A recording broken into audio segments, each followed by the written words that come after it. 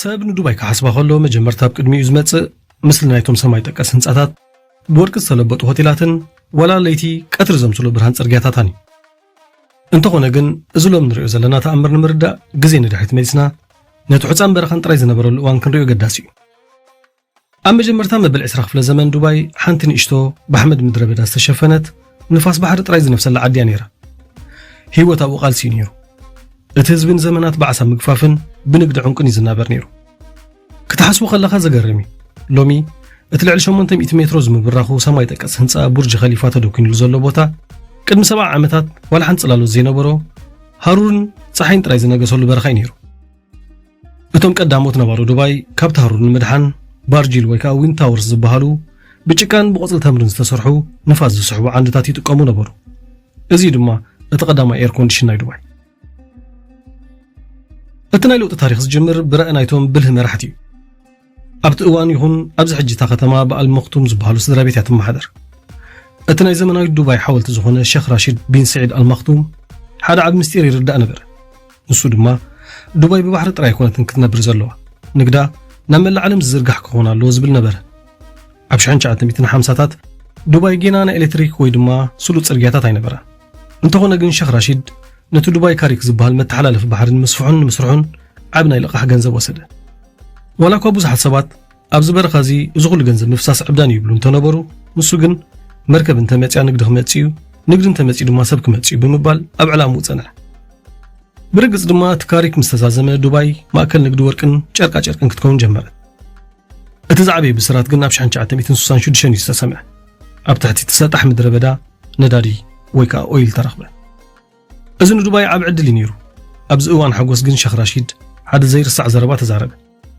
ኣነ ብገመል ተጓዒዘ ወዲ ብማርሰድስ ክጓዓዝ እዩ፣ ወዲ ድማ ብላንድ ክሩዘር ክጓዓዝ እዩ። እንተኾነ ግን ወዲ መሊሱ ብገመል ከይጓዓዝ ፈርሄ ይብል ነበረ። ትርጉም ናይ ዘረባ ድማ ነዳዲ ሓላፊ ምዃኑን ዱባይ ግን ዘለኣለም ዝነብር ቁጠባ ክህልዋ ከም ዘለዎ ንምርዳእ ነበረ። ብድሕሪኡ እቲ ሎም ዘሎ መራሒ ሼኽ መሓመድ ቢን ራሺድ ነቲ ናይ ኣቡኡ ራእይ ናብ ካልእ ብርኪ ሰጋገሩ። ዱባይ ካብ ነዳዲ ጥራይ ትናበር ሃገር ክትከውን ከም ዘይብላ ብምውሳን ናብ ቱሪዝም፣ ቴክኖሎጂን ፋይናንስን ኣድሃበ። ኣብ 1985 ዓለም ክትኣምኖ ዘይከኣለት ኤሚሬትስ ኤርላይንስ ድማ መስረተ። ብኽልተ ናይ ክራይ ነፈርቲ ጥራይ ዝጀመረ እዚ ኩባንያ ሎም ዓለም ሙሉእ ዘራኽብ ሓያል መንገዲ ኣየር ኮይኑሎ። ሕጂ ድማ ናብ ሼኽ ዛይድ ሮድ ንኺድ። እቲ ሎሚ ብሰማይ ጠቀስ ህንፃታት ተዓፅዩ ዘሎ ዓብ ጽርግያ ኣብ 1990ታት ዋላ ሓንቲ ህንፃ ዘይነበሮ ጥራይ መሬት ነይሩ። ኣብቲ ግዜ እቲ እምበኣር እቲ መስተንክር ዝኾነ ቡርጅ አልዓረብ ዝተሃንፀ፣ ኣብ ልዕሊ ባሕሪ ቅርፂ መርከብ ሒዙ ዝተሃንፀ በዓል 7 ኮኸብ ዘለዎ ሆቴል ዓለም ምስ ረኣያቶ እቲ ሓዳስ መካ ናይ ቱሪዝም ክትብል ጀመረት። ዱባይ ኣይከኣልኒ ዝብል ቃል ካብ መዝገብ ቃላታት ዝሰረዘት ከተማ እያ። ንኣብነት ኣብቲ ሃሩር 50 ዲግሪ ሰንቲግሬድ ዝበፅሐሉ በረኻ ኣብ ውሽጢ ሞል በረድ ዘሎ መዘናግዒ ስካይ ዱባይ ክትሃንፅ ከለኻ ንተፈጥሮ ብጥበብ ከም ሰዓረቶ ህያው ኣብነት እዩ። ወይ ድማ ነቲ ኣብ ባሕሪ ተደኪኑ ዘሎ ፓልም ጁሜራ ካብ ሰማይ ክትጥምቶ ከለኻ ሰብ ካብ ሕፃን እምኒ እንተላዒሉ ክሳብ ክንደይ ዓብ ታሪክ ክሰርሕ ከም ዝኽእል ዝነግረካ ሰብ ኣየድልየካኒ። ሎሚ ዱባይ ካብቲ ገፈፍቲ ዓሳ ጥራይ ዝነብሩሉ ግዜ ወፂኣ ልዕሊ 200 ዓሌታት ብሰላም ዝነብሩላ፣ ኣባላት ፖሊስ ብላምቦርጊኒ ሓለዋ ዝወፁላ፣ ሰባት ብሮቦት ዝግልገሉላ ድንቂ ከተማ ኮይናላ። እዚ ኩሉ ግን ብተኣምር ወይ ብሓደ ረፍዲ ዝመፀ ኣይኮነን። ብፃዕሪ ብረአን ብትብዓትን ይተሃኒፁ። ናይዛ ከተማ ታሪክ ዝምህረና ሓደ ዓብ ነገር ኣሎ። ድኽነት ወይ ሕማቅ ቅርፂ መሬት ንምዕባል ዕንቅፋት ከም ዘይኮነ፣ እንታይ ደኣ እቲ ቀንዲ ኣብ ውሽጥኻ ዘለዎ ራእይን ነቲ ራእይ ንምትግባር ትኸፍሎ ዋጋኒ። ዱባይ ሎሚ ዓይኒ ማእኸል ስሕበት ዓለም ኮይና ትጥመት ኣላ። እዚ ድማ ካብቲ ምድረ በዳ ሑፃ በረኻ ተበጊሱ ዝተሃንፀ ህያው ሓወልቲ ሰብ ኣብ ዓወት እዩ። ናብ ዱባይ ዛይድ ሮድ ወፂኻ ነቶም ዓበይቲ ህንፃታት ጥራይ እንተተዓዚብካ ተመሊስካ ፍርቂ ታሪክ ጥራይ ኻሪእኻ ዘለኻ። እቲ ናይ ዱባይ ናይ ሓቂ ውቃበን ድምቀትን ግን ኣብ ውሽጢ እቲ ማሕበራዊ ህይወታ ኣብቲ ጥንታዊ ባህላን ጽባቐ ደቂ ኣንስትዮን እውን ተሓቢኡ ዘሎ። ደቂ ኣንስትዮ ዱባይ ነቲ ዘመናዊ ስልጣነ ምስ ዓሚቕ ዓረባዊ ስነ ስርዓት ብኸመይ ኣጣሚረን ከም ዝሕዝኦ ክትርኢ ከለኻ ንባዕሉ ሓደ ዓብ ታሪክ እዩ። ደቂ ኣንስትዮ ዱባይ ብተፈጥሮዊ ጽባቐን ጥራይ ዘይኮነ በቲ ዘለውን ግርማን ክብረቱን እየን ዝፍለጣ።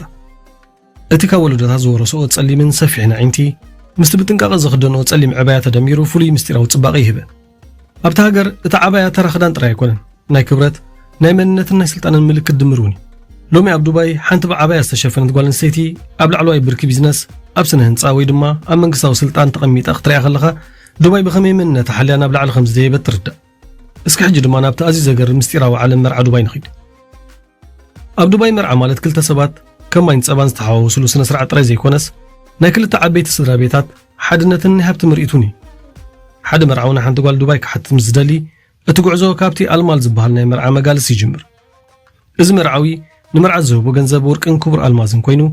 ነታ መርዓት ዘለዎ ዓቢ ክብርን ንስድራ ቤታ ዘለዎ ተኣማንነቱን መርኣያ እቲ መርዓ ሕቶ ብክልቲኡ ስድራ ቤት ቅቡል ምስ ኮነ ንመዓልታት ዝቕጽል ድሙቕ ጽምብል ይጅምር ሓደ ካብቲ ኣዝዩ ፍሉይ ዝገብሮ ድማ እቲ ናይ ሕኛ ምሸት እዩ ኣብዚ ምሸት እዚ መርዓት ምስ ዝማዳን ዕሩክታን ጥራይ ብምዃን ኣእዳዋን ኣጋራን ብድንቂ ዲዛይናት ሕኛ ትስለ እዚ ሕኛ እዚ ምልክት ሓጎስን ዕድልን ኮይኑ መርዓት ንመርዓ ኣድልውቲ ምዃና ዘበስር እዩ ኣብቲ መዓልቲ መርዓ ግን ዱባይ ፍሉይ መልክዕ ትሕዝ ሓደ ካብቲ ንበጻሕ ዘገርም ስርዓት መርዓ ድማ እዚ እዩ መብዛሕትኡ ግዜ ደቂ ተባዕትዮን ደቂ ኣንስትዮን በበይኖም ኮይኖም እዮም ጽምብል መርዖም ዘከናውኑ ደቂ ተባዕትዮ ኣብቲ ማጅሊስ ዝበሃል ዓቢ ኣዳራሽ ተኣኪቦም ባህላዊ ሳዕስዒት ኣያላ እዮም ዝስዕስዑ እዚ ሳዕስዒት እዚ ደቂ ተባዕትዮ በትሪ ሒዞም ብሓባር ብምእካብ ነቲ ጥንታዊ ናይ ተባዕታውን ናይ ሕብረት መንፈስን የንጸባርቑ ኣብዚ ግዜ ዝትጋሻ ብዓረቢ ኮፊ ወይ ድማ ጋህዋ ብተምርን ብብሉፅ ምግቢ ማንድን ይተኣናገድ ሽታ ዓጣን ድማ ነቲ ኣየር ብምኡዝ መኣዛ ወሲኹ የድምቖ በቲ ሓደ ወገን ድማ እቲ ናይ ደቂ ኣንስትዮ ድግስ ካብ ዓለም ተሓቢኡ ዝግበር ናይ ጽባቐ ምርኢት እዩ ዝመስል ኣብ ውሽጢ እቲ ዳራሽ ደቂ ኣንስትዮ ዱባይ ነቲ ጸሊም ዕባየን ኣውፅአን በቲ ካብ ዓለም ለኻዊ ፋሽን ዲዛይነራት ዝመፀ ክቡር ክዳውንትን ብርቕሪቕ ዝብል ወርቅን ኣልማዝን ተሸሊም መርዓ ዱባይ ብልግሲ ዝፍለጥ እዩ መርዓው ነቲ ኩሉ ወጻኢታት ብሚልዮናት ዶላራት ዝቑፀር ባዕሉ ዝሽፍኑ እዚ ድማ ነታ ከምስርታ ዘለዎ ስድራ ቤት ዘለዎ ሓላፍነት ዘርእየሉ ቀንዲ መርኣያ እዩ ካብቲ መግቢ ዝተርፍ የለን ጋሻ ይኹን ሓላፍ መንገዲ ናብ መርዓ ዱባይ እንተኣትዩ ከይበልዓን ከይጸገበን ኣይወፅን እዩ ድኸ ደኣ ብኸመይ መርዖ ዶ ትብሉ ኣለኹም ኣይትገረሙ ንኹሉ መልሲ ኣለዎ ኣብ ዱባይ ሜሬጅ ፋንድ ዝበሃል ትካል ኣሎ እዚ ትካል እዚ ነቶም ዓቕሚ ዘይብሎም ዜጋታት ንመጀመርያ መርዖም ዝኸውን ናይ ገንዘብ ሓገዝ ዝህብ ትካል እዩ እቲ ገንዘብ ንኽትመልሶ ዘይትሕተት ወይ ድማ ጊፍት ኮይኑ እቲ መርዓዊ ናይ መርዓ ሸኽና ክኸፍልን ካልእ መሰረታዊ ነገራትን ከማልእ ይሕግዞ እዚ ጽባቐን ባህልን እዚ ዱባይ ዋላ እኳ ናብ ሰማይ እንተዓረገት ነታ መሬት ዘሎ ባህላዊ ሱራ ግን ከም ዘይረስዕ ዘረጋግጽ እዩ እቲ ጽባቐ ደቂ ኣንስትዮን እቲ ድሙቕ ባህሊ መርዓን ነታ ከተማ ትንፋስ ዝህባ ህያው ታሪኽ እዩ ዱባይ ብዘይ ዓባያ ብዘይ ሽታ ዓጣን ወይ ድማ ብዘይቲ ድሙቕ መርዓ ዱባይ ምተባህለት ካልእ ናብ ዱባይ ክትበጽሕ ከለኻ ካብ ርሑቕ ዝረኣየካ ምስሊ እቲ ልክዕ ከም ጫፍ መርፍእ ናብ ሰማይ ዝተወርወረ ህንጻ እዩ እዚ ቡርጅ ኸሊፋ እዩ እዚ ህንጻ እዚ ተራ ህንጻ ኣይኮነን ኣብ ዓለም ደቂ ሰባት ካብ ዜሮ ተላዒሎም ሰማይ ክትንክፉ ይኽእሉ እዮም ዝተባህለሉ ድንቂ ተኣምር እዩ እቲ 828 ሜትር ቁመት ዘለዎ ህንጻ 163 ደብርታትን ልዕሊ 50 ናይ ሊፍት ማእኸላትን ሒዙ ይርከብ ኣብቲ ዝለዓለ ጫፍ ደይብካ ናብ ታሕቲ ክትጥምት ከለኻ እታ ከተማ ልክዕ ከም ናይ ቆልዑ መጻወቲ ንእሽቶ ኮይና ትረኣየካ ብፍላይ እቲ ትርኢት ፀሓይ ክትዓርብ ከላ እንተጌርካዮ ምስቲ ኣብ ታሕቲ ዘሎ ናይ ማይ ሳዕስዒት ወይ ድማ ዱባይ ፈንቴን ተደሚሩ ሰብ ሰርሖ ተኣምር ኣብ ቅድሚ ዓይንኻ ክጋድ ክትዕዘብ ኢኻ እንተኾነ ግን ዱባይ ኣብ ሰማይ ጥራይ ኮነትን ተኣምር ሰሪሓ ኣብ ውሽጢ ባሕሪ እውን ዓቢ ታሪኽ ኣለዋ እታ ብቅርፂ ተምሪ ዝተሃንደሰት ሰብ ዝሰርሓ ደሴት ፓልም ጁሜይራ ክትጥምት ከለኻ ንተፈጥሮ ብጥበብ ምስዓር ማለት እንታይ ምዃኑ ይርዳእካ እዛ ደሴት እዚኣ ብሚልዮናት ቶናት ዝቁፀር ሑፃና ኣማንን ጥራይ ተጠቒምካ ዋላ ሓንቲ ሓፂን ወይ ስሚንቶ ከይተጠቀምካ ኣብ ውሽጢ ባሕሪ ዝተሃንፀት እያ ሎሚ ኣብኣ ዓበይቲ ሆቴላትን ናይ ሃብታማት መንበሪ ኣባይትን ይርከቡ ካብ ሰማይ ብሄሊኮፕተር ኮንካ ክትጥምታ ከለኻ እቲ ጽባቐን ተባዓት ናይቲ ነዚ ንድፊ ዝሃንደሰ መሃንድስን እዩ ዝገርመካ ዱባይ ከተማ ናይቲ ዝዓበየን ዝበለፀን እያ ዱባይ ሞል እንተኣቲኻ ዓለም ኣብ ሓደ ገዛ ዝተጠቕለለት ኮይኑ ይስምዓካ ኣብ ውሽጡ ልዕሊ 1200 ድኳናት ዓቢ ናይ በረድ መዘናግዒ ስካይ ዱባይ ከምኡ ድማ እቲ ሚልዮናት ዓሳታት ዝርከቦ ኣኳሪም ኣሎ ኣብ ደገ ዘሎ ሃሩር 45 ዲግሪ ሰንቲግሬድ ክኾን ከሎ ንስኻ ግን ኣብ ውሽጢ እቲ ሞል ኮንካ ብበረድ ክትፃወት ትኽእል ኢኻ እዚ እቲ ናይ ዱባይ ፍሉይነት ንኹሉ ዕንቅፋታት ናብ ዕድል ምቕያር ቱሪዝም ኣብ ዱባይ ተራ መብጻሕ ቦታታት ጥራይ ኣይኮነ ናይ ህይወት ተመክሮ እውን ካብቲ ዘመናዊ ስልጣን ወፂኻ ናብቲ በረኻ ደዘርት ሳፋሪ ክትከይድ ከለኻ ድማ ነቲ ጥንታዊ መንፈስ ናይ ዱባይ ትረኽቦ ብመኪና ኣብቲ ሑፃ ክትዘውር ኣብ እዋን ምሸት ድማ ኣብ ትሕቲ ከዋኽብቲ ኮንካ ብባህላዊ መግቢ ተሰኒኻ ተፈጥሮ ክትዕዘብ ከለኻ ዱባይ ክልተ ገጽ ዘለዋ ድንቂ ሃገር ምዃና ይርዳእካ በቲ ሓደ ገጽ ዘመናዊ ቴክኖሎጂ ውሃ ዘበለ ስማርት ሲቲ ክኸውን ከሎ በቲ ካልኣይ ገጽ ድማ ምድረ በዳ ሑፃን ነቲ ባህሉን መሰረቱን ኣኽቢሩ ዝሓለዎ ቦታን እዩ እቲ ካልእ ዓይንኻ ዝመልእ ሸነኽታ ከተማ ድማ